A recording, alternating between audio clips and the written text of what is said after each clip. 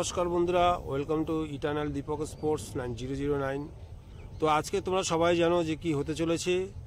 Final খেলা অর্থাৎ super কাপের ফাইনালে ইস্টবেঙ্গলের মুখোমুখি হতে চলেছে গোয়া এফসি গোয়ার সঙ্গে ইস্টবেঙ্গলের আজকে ফাইনাল খেলা মহারণ, এবং সেই খেলায় কারা চ্যাম্পিয়ন হয় সেটাই কিন্তু আমরা দেখব আগামী দিনে।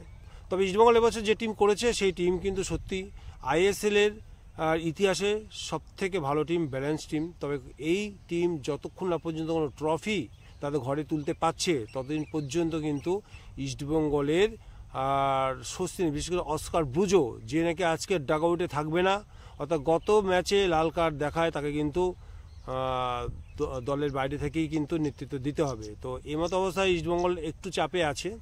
পাশাপাশি যদি আমরা এফসি গোয়ার কথা যদি আমরা আলোচনা করি, তাহলে সেক্ষেত্রে দেখব সন্দেশ জিংঘান কিন্তু ডিফেন্সে নির্ভরতা দিতে পারছে না গোয়াকে। গোয়া গত ম্যাচে যেভাবে মুম্বাই সিটি এফসিকে হারিয়েছে সেটা কিন্তু ইস্টবেঙ্গলের কাছে যথেষ্ট আতঙ্কের বিষয়।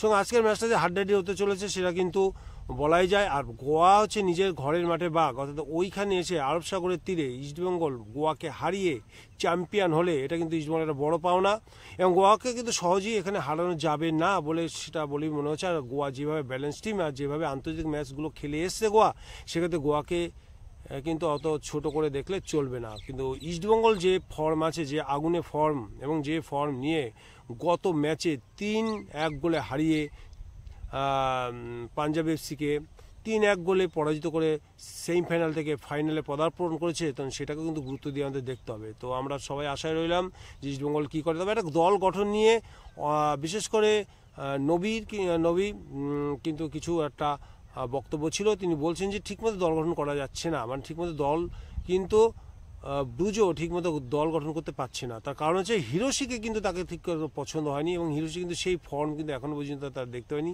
এতদিন পর্যন্ত শুধু একটা পেনাল্টি ছাড়া কোনো অবদান নেই হিরোশির, এবং সেই ক্ষেত্রে তার মত যে এখানে যদি সৌভিক বা সায়ন অথবা বিষ্ণু এদেরকে যদি নামাতো তাহলে টিমটা কিন্তু আরও স্ট্রং হতো, এবং ইস্টবেঙ্গলের ক্ষেত্রে সেটা কিন্তু ভালোই হতো।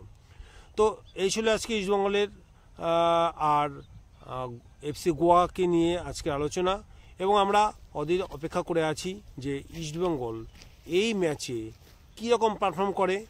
এবং অবশ্যই ইস্টবেঙ্গলের সিবিএ, রাশিদ এবং মিগুয়েল এদের মধ্যে যে মেলবন্ধন তৈরি হয়েছে এবং তারা যে ফর্ম দেখাচ্ছে তাতে কিন্তু সত্যি ইস্টবেঙ্গলের পক্ষে কিন্তু বাজি রাখা যায়।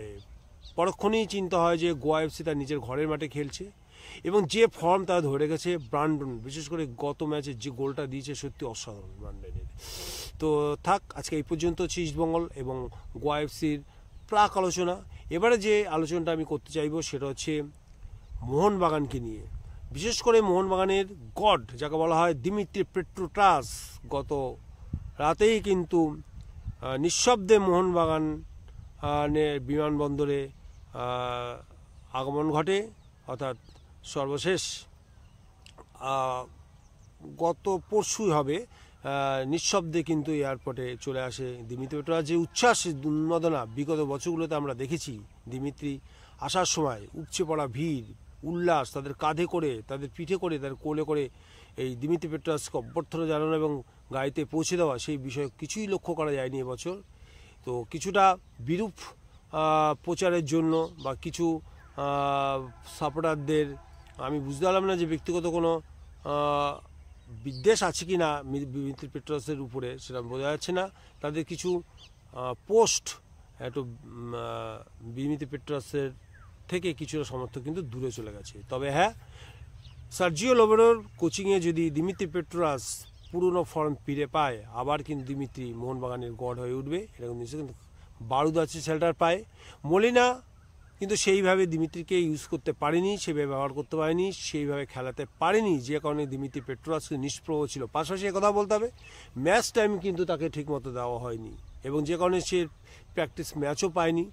তো সে কিন্তু অনুশীলনে যথেষ্ট ঘাম ঝরাচ্ছে, যদিও একটু দেরি করে এসে ফেলছে দিমিত্রি পেট্রোটাস। এই ব্যাপারটার দিকে একটু নজর দেওয়া উচিত ছিল তার, এত সমালোচনা হচ্ছে তা কিন্তু এই জিনিসটা কিন্তু একটু মাথায় রাখা উচিত ছিল যে অন্যান্য প্লেয়াররা যখন আগেই চলে আসতে পেরেছে, কেন দিমিত্রি এত দেরি করে আসলো। এই কেন পান থেকে চুন খসলে কিন্তু এই সমস্ত সমর্থকরা কিন্তু একবারে ছেড়ে কথা কইবে না, এবং সেটাই কিন্তু হচ্ছে। সো দিমিত্রি পেট্রোটাসকে ব্যাপারটা বুঝতে হবে। এবং কেন যে ইরানে যায়নি পুরো দোষটাই দিমিত্রি পেট্রাসের উপর পড়ে গেছে। তা যেহেতু অস্ট্রেলিয়া যাওয়ার পারমিশন দেয়নি এবং অস্ট্রেলিয়ার অন্য প্লেয়ারই যায়নি, এবং পাশাপাশি কিন্তু আলবার্টো রড্রিগেজ যাদের কোনো ইয়ে ছিল না, মানে নিষেধাজ্ঞা ছিল না, তারাও কিন্তু যায়নি। এটা নিয়ে হচ্ছে না, আমি সমস্ত দোষটাকে দিমিত্রি পেট্রাসের উপর দিয়ে দিচ্ছে। যাই হোক, খেলা দিয়ে সব সমালোচনার জবাব দিতে হবে দিমিত্রি পেট্রাসকে, এবং সেটাই চলছে। আর একটা ব্যাপার যেটা বলবো আমি, সেটা হচ্ছে গিয়ে গোয়া ম্যাচের সাথে, গোয়া যে ম্যাচ মুম্বাই সিটি এফসির সাথে জিতলো, সেই ম্যাচে কিন্তু একটা অভূতপূর্ণ ঘটনা ঘটে গেছে। সেটা কি, যে লাল কার্ড দেখার পরেও কোনো ম্যাচে কোনো দল 11 জনে খেলতে পারে, এই প্রথম আমি আমার নিজের চোখে দেখলাম। অর্থাৎ যখন দুটো দল মাঠে নামছিল, ঠিক সেই সময় কোচ, গোয়ার কোচ এবং মুম্বাই সিটি এফসির কোচ সামনে রেখে আমরা দেখছিলাম যে রেফারি প্রতীক চৌধুরী সাথে গোয়ার যে ক্যাপ্টেন, তার মধ্যে একটা কিন্তু কথোপকথন হয়েছিল এবং একটা ঝগড়ার মতো আমরা দেখতে পেয়েছিলাম, অর্থাৎ কাটাকাটি দেখতে পাচ্ছিলাম। এবং ইনার শার্ট নিয়েই হয়তো প্রবলেমটা হচ্ছিল, যে কারণে প্রতীক চৌধুরী কিন্তু গোয়ার যে ক্যাপ্টেন অর্থাৎ ইকোর গোয়াকে লাল কার্ড দেখিয়ে দিয়েছে।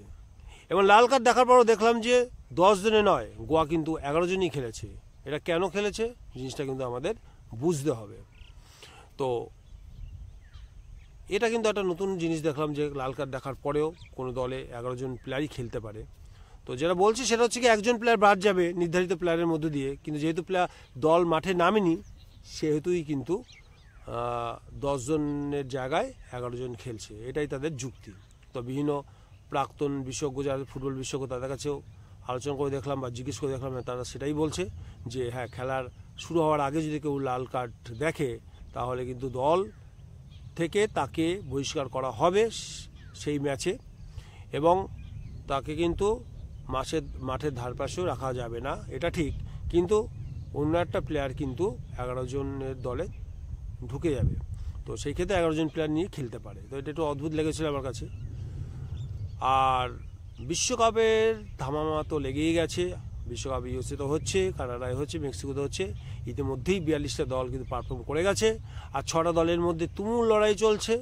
এটা দেখা যাচ্ছে ইউরোপের 16টা দলের মধ্যে থেকে 4টে দল উঠবে, আর বাকি অন্য অন্য অঞ্চল থেকে 2টো দল উঠবে। অর্থাৎ 6টা দলের লড়াই হচ্ছে, যেখানে আমাদের নজর থাকবে ইটালির দিকে। অবশ্যই ইটালির দিকে আমাদের নজর থাকবে, কারণ 2 বছর ধরে ইটালি কিন্তু বিশ্বকাপে প্রতিনিধিত্ব করছে না। সুতরাং আমরা চাইব শক্তিশালী দল, যাদের ইতিহাস প্রচুর আছে, 4বারের বিশ্বকাপ চ্যাম্পিয়ন, তাদের কিন্তু আমরা বিশ্বকাপ অবশ্যই চাইব। এবং সেই কঠিন লড়াইয়ে কিন্তু ইটালিও আছে, এবং আশা করব এই 48টা দলের মধ্যেই ইটালি অবশ্যই থাকবে। তো আজকে এই পর্যন্ত। ভিডিওটি তোমাদের কেমন লাগলো? যদি ভালো লাগে লাইক এবং শেয়ার করতে একদম ভুলবে না। তো আর যারা এখন পর্যন্ত চ্যানেলটাকে সাবস্ক্রাইব করোনি, কেন এত ওয়েট করছো? সাবস্ক্রাইব করে ফেলো নতুন নতুন ভিডিও আপলোড পাওয়ার জন্য। আর ভিডিও দেখার জন্য অসংখ্য ধন্যবাদ। আবার দেখাবে নতুন কোনো ভিডিওতে। বাই।